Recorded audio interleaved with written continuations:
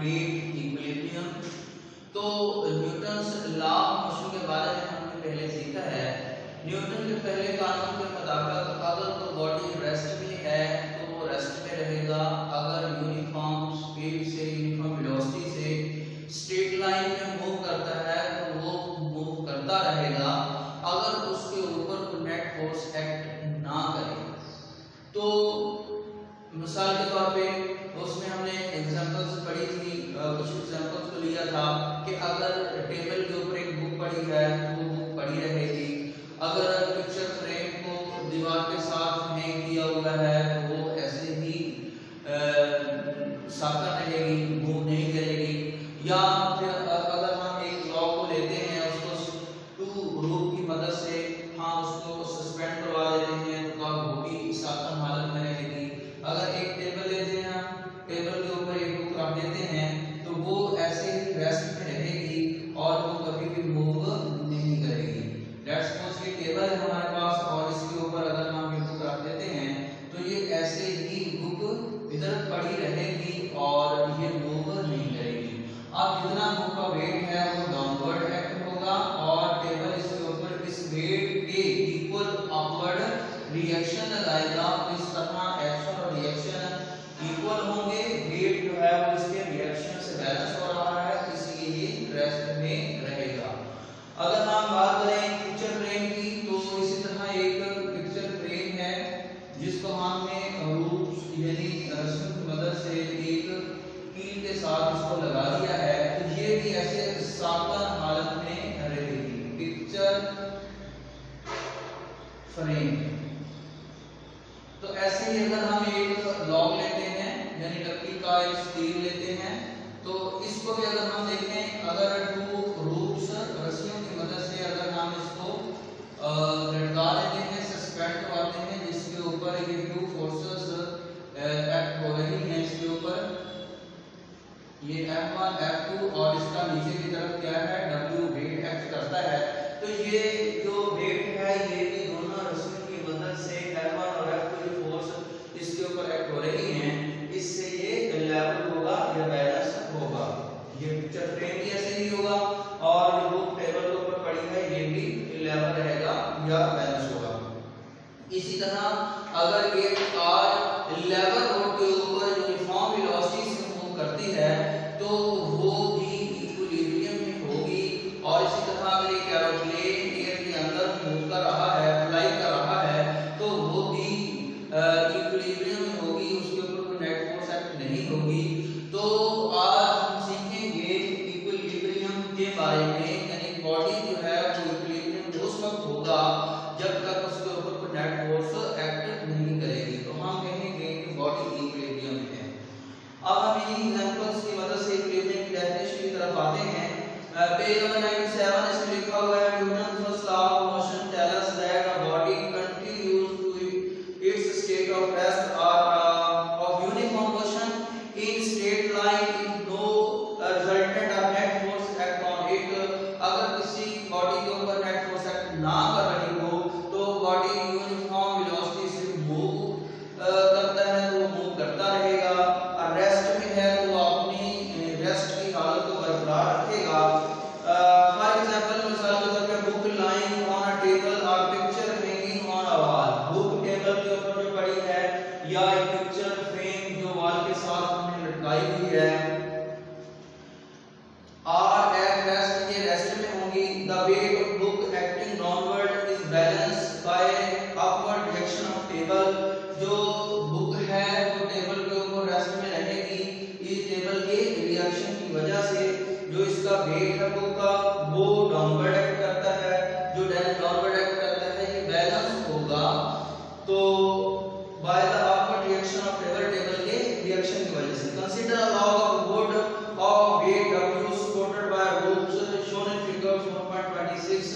जैसा कि एक लॉग लिया है मैंने, स्टील लिया हुआ है लकड़ी का, वुड का, इसको तो रूप्स की मदद से मैंने सस्पेंड किया है, ऊपर की तरफ इसको खींचा हुआ है। here weight W is balanced, W weight जो इसका है वो बैलेंस हो रहा है by the force F1 and F2। F1 और F2 फोर्स से पुलिंग द लॉग अपवर्ड, जो कि लॉग को ऊपर की तरफ पुल किए हुए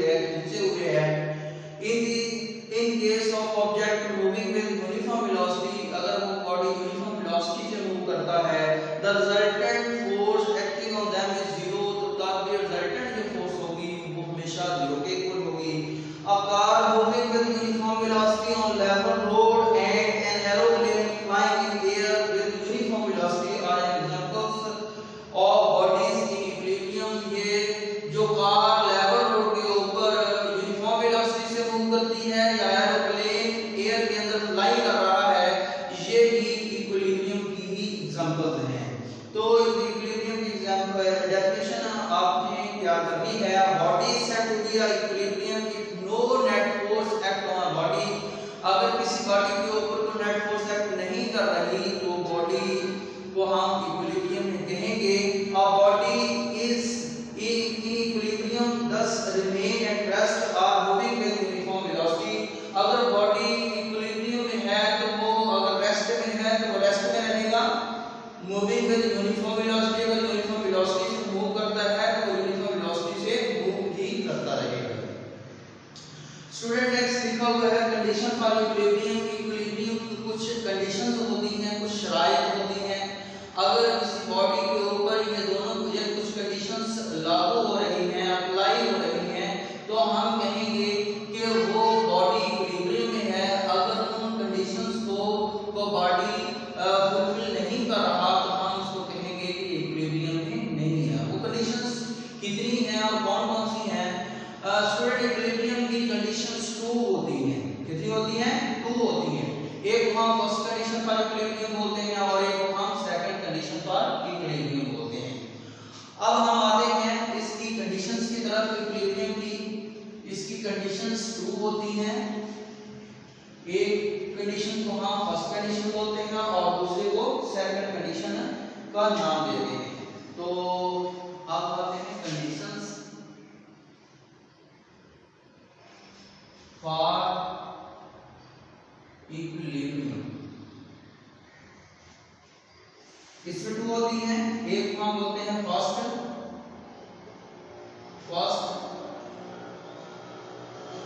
कंडीशन फॉर इक्विलिब्रियम। तो फर्स्ट कंडीशन के मुताबिक बॉडी जो है वो फर्स्ट कंडीशन को सेटिस्फाई करता है। बॉडी जो है वो इक्विलिब्रियम की पहली कंडीशन को सेटिस्फाई करेगा अगर उसके ऊपर एक्ट होने वाली तमाम फोर्सेस का रिजल्टेंट जीरो। जितनी भी फोर्सेस उसके ऊपर एक्ट हो रही हैं, अगर उनका रिजल्टेंट फाइंड किया जाए या उनको सम अप किया जाए तो उनका सम रिजल्टेंट जीरो के इक्वल आ जाए तो हम कहेंगे कि बॉडी जो है वो फर्स्ट कंडीशन को सेटिस्फाई करती है। लेट्स सपोज एक बॉडी है जिसके ऊपर n number of forces act हो रही है। मिसाल के तौर पे F1, F2 अप टू यानी F3 up to Fn forces इसके ऊपर एक्ट हो रही हैं किसी बॉडी के ऊपर। तो अगर ये n नंबर ऑफ फोर्सेस किसी बॉडी के ऊपर एक्ट होती हैं तो तमाम फोर्सेस का अगर सम करें तो वो जीरो के इक्वल हो तो हम कहेंगे first condition for equilibrium satisfy होती है। यानी तमाम फोर्सेस का सम जीरो के इक्वल होना चाहिए। आप स्टूडेंट देखिए ये डिफरेंट नंबर ऑफ फोर्सेस हैं। आप इनको हम एक ही सिंबल से डिनोट करने के लिए एक सिंबल ग्रीक लेटर यूज किया जाता है जिसका नाम है sigma. Sigma F is equal to 0।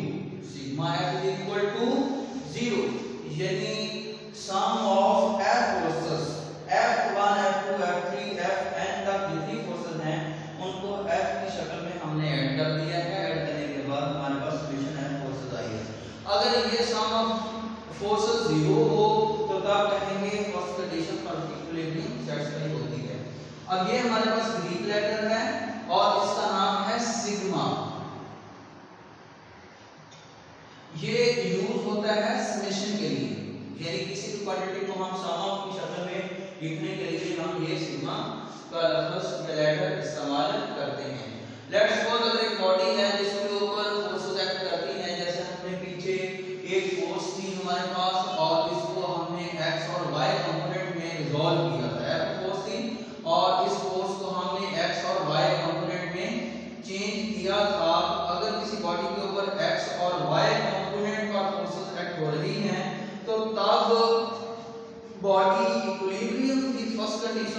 तब सेटिस्फाई करेगा अगर अलोंग एक्स एक्सिस, अगर एक्स एक्सिस के अलोंग जितनी भी फोर्सेस एक्ट होती हैं उन तमाम का सम 0 के इक्वल हो, और इसी तरह अगर y कंपोनेंट के अलोंग जितनी भी फोर्सेस एक्ट होती हैं उनका सम भी 0 के इक्वल हो, तो तब हम कहेंगे कि body first condition for equilibrium को सेटिस्फाई करता है।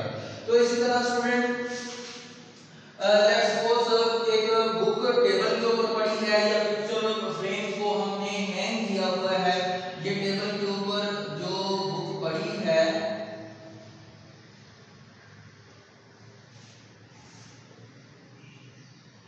या एक पिक्चर फ्रेम को हमने हैंग किया हुआ है, ये फर्स्ट कंडीशन फॉर इक्विलिब्रियम को सेटिस्फाई करती हैं, क्योंकि ये रेस्ट में जितनी भी फोर्सेस हैं उनका सम ऑफ 0 के इक्वल आ रहा है, रिजल्टेंट ऑफ फोर्सेस जो है वो 0 के इक्वल है, इसलिए ये भी फर्स्ट कंडीशन को सेटिस्फाई करेगा। जो बुक टेबल के ऊपर पड़ी हुई है और जो पिक्चर फ्रेम है जिसको हैंग किया हुआ है, ये भी फर्स्ट कंडीशन फॉर इक्विलिब्रियम को सेटिस्फाई करता है। अगर पैरा प्रॉपर की बात करें, जो टर्मिनल वेलोसिटी से यूनिफॉर्म वेलोसिटी से डाउनवर्ड मूव कर रहा है तो वो भी फर्स्ट कंडीशन फॉर इक्विलिब्रियम को सेटिस्फाई करता है। तो इसी तरह हम आते हैं बुक की तरफ और फर्स्ट कंडीशन फॉर इक्विलिब्रियम को देखते हैं। एक होगा body is said to be a first condition for equilibrium if the resultant of all the forces acting on it is 0। Body को हम कहेंगे first condition for equilibrium satisfy होती है if the resultant of all the forces acting on it is 0, तो उसके ऊपर जितनी भी फोर्सेस एक्ट होती हैं उनका रिजल्टेंट 0 के इक्वल हो। let n number of forces f1 f2 f3 up to fn are acting on a body such as, एक बॉडी है जिसके ऊपर f1 f2 f3 up to fn act हो रहा है, तो अगर सभी का सम 0 के इक्वल हो, f1 plus f2 plus f3 up to fn is equal to 0, और हम इसको लिख सकते हैं sum of summation in sigma f is equal to 0। the symbol, ये इस सिंबल को वो लिख रहा है, the symbol is a Greek letter, एक ग्रीक लेटर है called sigma, जिसको हम सिग्मा बोलते हैं, used for summation के लिए इसको इस्तेमाल किया जाता है। Equation 4.9 is called first condition for equilibrium, इस इक्वेशन का नाम उसने 4.9 रखा हुआ है, इस इक्वेशन को ही फर्स्ट कंडीशन फॉर इक्विलिब्रियम का नाम देते हैं। तो स्टूडेंट नेक्स्ट लिखो, the first condition for equilibrium can also be stated in term of x and y component of forces acting on body. अगर बॉडी के ऊपर x कंपोनेंट और y कंपोनेंट के अलोंग एक्ट करती हैं तो हम फर्स्ट कंडीशन को बयान कर सकते हैं, यानी x एक्सिस के अलोंग जितनी भी फोर्सेस एक्ट होती हैं, अलोंग x एक्सिस अगर फर्स्ट फोर्स एक्ट होती है f1x plus f2x plus f3x plus fnx is equal to 0। इसी तरह f1y plus f2y plus f3y up to fny is equal to 0, यानी x एक्सिस के along भी n number of forces act होती हैं और y एक्सिस के along भी n number of forces act होती हैं, तो उनका सभी का सम 0 के इक्वल हो, तो समेशन की शक्ल में हम लिख सकते हैं f sigma f of x is equal to 0 और sigma fy is equal to 0। इसको 4.10 इक्वेशन का नाम देते हैं और इसी तरह इसको हम 4.11 इक्वेशन का नाम दे देते हैं। तो a book lying on a table or a picture hanging on a wall, ये हमने बात पहले कर ली है कि अगर बुक टेबल के ऊपर पड़ी है, पिक्चर को वॉल के साथ हमने हैंग किया हुआ है और एट रेस्ट में है and the satisfy first condition for equilibrium, तो इस तरह ये फर्स्ट कंडीशन फॉर इक्विलिब्रियम को सेटिस्फाई करते हैं। अब para proper coming down with terminal velocity, अगर पैरा प्रॉपर टर्मिनल वेलोसिटी से नीचे की तरफ मूव कर रहा है, terminal velocity mean constant velocity, also satisfy first condition for equilibrium, वो भी फर्स्ट कंडीशन फॉर इक्विलिब्रियम को सेटिस्फाई करता है एंड इज दस इन इक्विलिब्रियम, तो इस तरह वो इक्विलिब्रियम होगा। ये थी फर्स्ट कंडीशन फॉर इक्विलिब्रियम। इसी तरह नेक्स्ट हम आते हैं सेकंड कंडीशन फॉर इक्विलिब्रियम की तरफ कि सेकंड कंडीशन फॉर इक्विलिब्रियम क्या होती है। नेक्स्ट है हमारी second condition for equilibrium.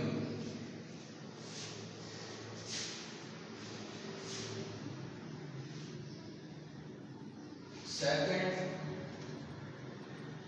Condition for equilibrium.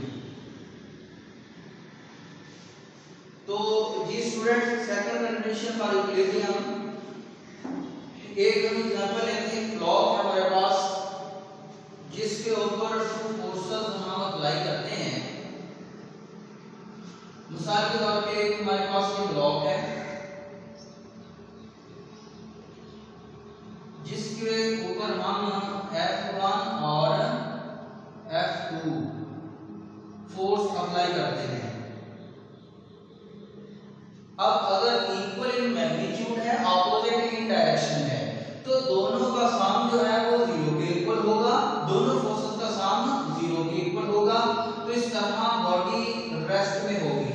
It mean ये फर्स्ट कंडीशन फॉर इक्विलिब्रियम को सेटिस्फाई करता है। लेकिन अगर हम इन दोनों फोर्सेस जो कि इक्वल हमने ली है, मिसाल के तौर पर अगर हमने ये भी 10 न्यूटन ली है और ये भी 10 न्यूटन ली है, तो ये ना बॉडी इस तरफ मूव करेगी ना ही बॉडी इस तरफ मूव करेगी, बल्कि ये ऐसे ही रेस्ट की शक्ल में रहेगी, रेस्ट में ही रहेगी। तो इस तरह फर्स्ट कंडीशन तो सेटिस्फाई हो रही है। लेकिन अगर हम यही टू फोर्सेस जो कि इक्वल इन मैग्नीट्यूड में है, इनकी लोकेशन को चेंज कर दें। लेट्स सपोज ये हमारे पास सेंटर था इसका, और हमने एक फोर्स इधर लगा दी F1, और ये इस फोर्स को हमने इधर कर दिया F2। अगर हम इन फोर्सेस को की लोकेशन को चेंज करेंगे, ये सेंटर था इसका, ऐसे, तो इसमें कोई शक नहीं है कि जो फर्स्ट कंडीशन फॉर इक्विलिब्रियम है वो तो सेटिस्फाई हो रही है। जो सम ऑफ फोर्सेस हैं वो उनका सम तो 0 आ रहा है। ये 10 न्यूटन है, 10 न्यूटन है, ऑपोजिट डायरेक्शन में सम करने पे 0 आ रहा है। लेकिन ये बॉडी जब हम फोर्सेस लगाएंगे तो ये इसके अंदर रोटेट करने की एबिलिटी प्रोड्यूस होगी। लेट्स सपोज ये हमारे पास डस्टर ही है, अगर हम इधर फोर्सेस लगाते हैं तो ये मूव नहीं करेगी इक्वल फोर्स। अगर हम यही फोर्सेस इस साइडों पे कनेक्ट कर देते हैं तो अगर हम लगाएंगे तो ये इसके अंदर थोड़ी सी एबिलिटी प्रोड्यूस होगी रोटेट होने की।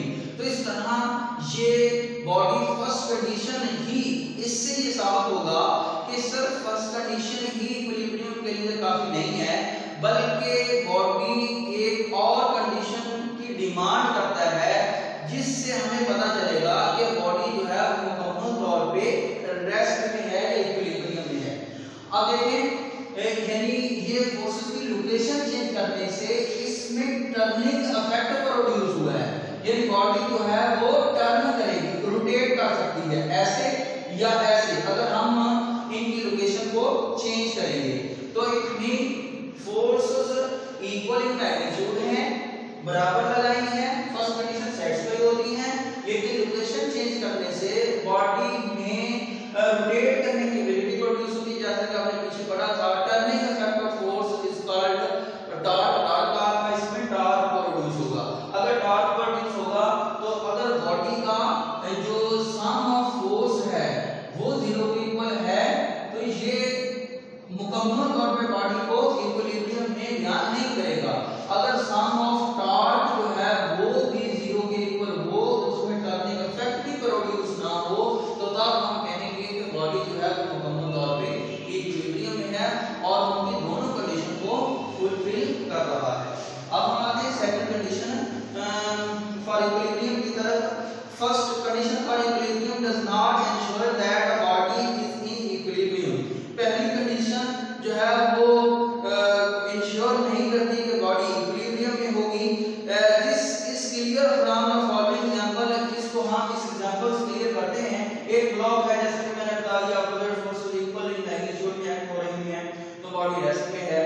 अगर हम लोकेशन चेंज करते हैं तो इसमें रोटेशन की एबिलिटी प्रोड्यूस होती है। Consider a body pulled by force F1 and F2 as shown in figure 4.30a।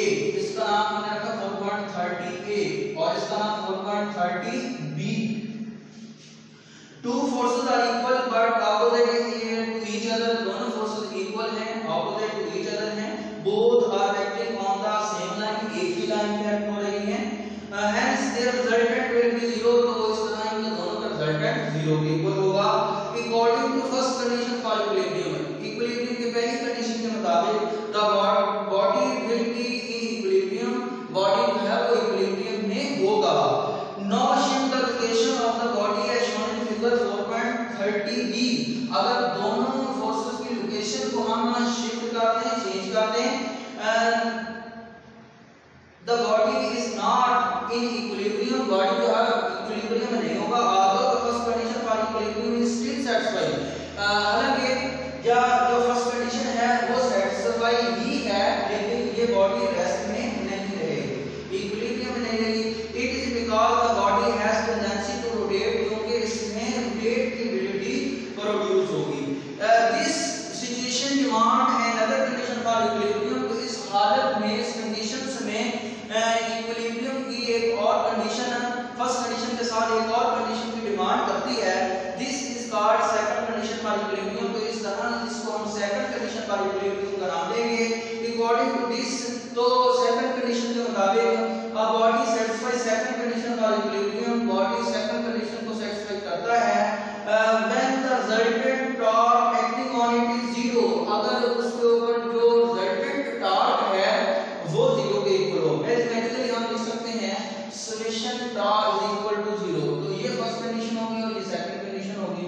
तो ये थी स्टूडेंट हमारे पास टॉपिक इक्विलिब्रियम और इससे रिलेटेड फर्स्ट कंडीशन.